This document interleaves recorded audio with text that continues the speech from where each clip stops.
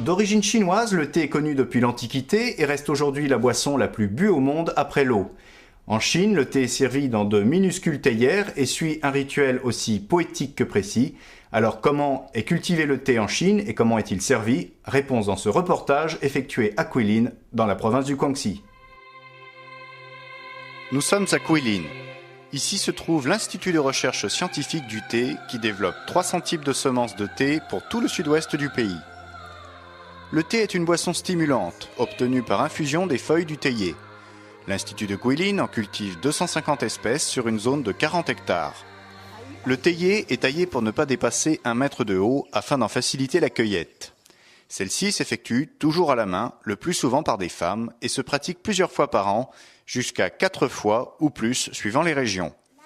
Les différentes sortes de thé, noir, blanc ou vert, ne proviennent pas de différentes espèces de théier, comme on le croit souvent, mais sont obtenues en traitant différemment les feuilles récoltées d'un même théier.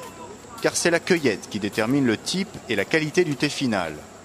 Les feuilles les plus jeunes sont vert clair, ce sont les plus riches en substances et celles qui fournissent la boisson la plus goûteuse et la plus raffinée. À l'extrémité des branches se trouve un bourgeon recouvert d'un duvet blanchâtre, le pekoe, qui signifie en chinois duvet blanc et qui n'est autre que la jeune pousse enroulée sur elle-même. Ce bourgeon est particulièrement recherché. Plus on redescend sur la branche, plus les feuilles sont larges et moins la boisson sera savoureuse. Ces feuilles, après la cueillette, sont flétries et chauffées à haute température afin de neutraliser les enzymes responsables de l'oxydation. Elles sont roulées à la main puis séchées plusieurs fois dans une grande bassine sur le feu afin d'obtenir une forme particulière. Si ces opérations élémentaires sont assez simples et volontiers montrées aux visiteurs, les méthodes exactes, elles, sont des secrets industriels jalousement gardés. Notre caméra n'a donc pas pu filmer bien longtemps les coulisses du séchage. Lorsque le thé vert est prêt pour la dégustation, il est infusé dans une eau moins chaude, entre 70 et 80 degrés, pendant 2 à 3 minutes.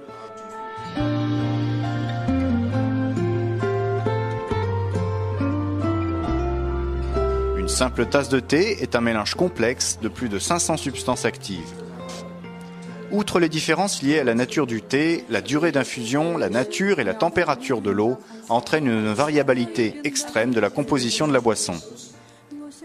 Le thé est ensuite servi dans de minuscules théières que l'on porte à ses lèvres avec une certaine grâce. La position des mains et des doigts n'est pas non plus anodine.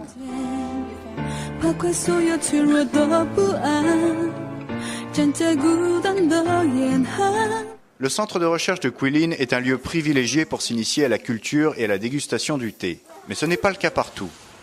Ici, pas de culture ni de démonstration de séchage. Nous sommes dans une maison de thé au centre-ville de Guilin. À l'intérieur, une galerie de boutiques à thé et des salles où vous attendent des hôtesses en costume pour la dégustation.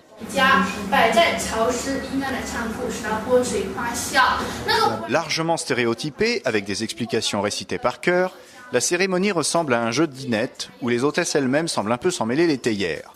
Et pour éviter de répondre aux questions des touristes sur le thé, une note explicative en anglais est fournie.